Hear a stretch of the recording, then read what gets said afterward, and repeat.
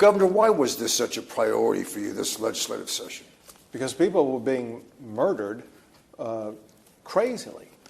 Murdered by people who've been murdered somebody else before and arrested and let out on bail.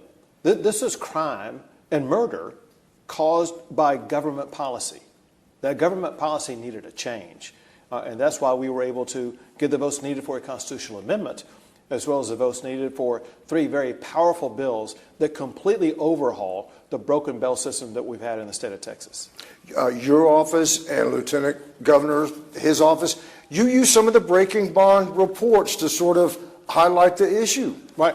So when we see the stories from Breaking Bond and so many other sources, and unfortunately, because of the testimony of the victims that we gathered with here earlier, it brings you to tears, but also brings you to action.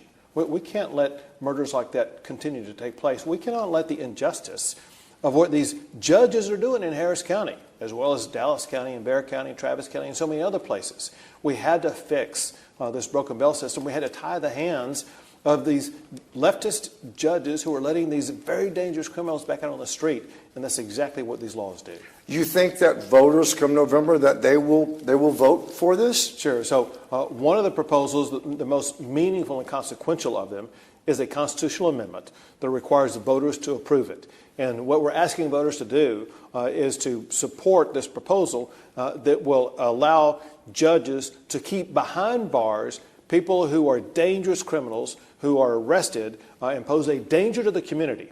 I think that should get close to 100% vote by the people of the state of Texas. You would also think that judges would want to have more discretion. So some judges want to have the discretion to be able to keep these dangerous criminals behind bars, and this does empower those judges who want to have the ability to say, this criminal poses a danger to our community, and now I have a tool to keep them in jail awaiting their trial. There are some other judges, however, here in Harris County that want the latitude, the ability to not be forced to keep them in jail, and we made it more difficult for them. And one of the things that you did that I loved is the whole idea of the magistrates can no longer give PR bonds for violent felonies. It's outrageous. First of all, it's outrageous that they were allowing PR bonds for crimes like that. But second, more specifically, what we did for these magistrates, for these very serious crimes that we identified in the constitutional amendment, magistrates cannot have any say over the bail of them whatsoever. You have to have someone who's not hiding behind the curtain. You have to have an elected judge who's going to be on the ballot, who is accountable to the people, who makes that decision. What you just signed in there today, it will save lives. Oh, it's going to save lives. And that's the point I made clear to members of the legislature. There's no vote they're going to cast over the course of this past session that would do more to actually save lives of people in their own districts than these bills that I signed today.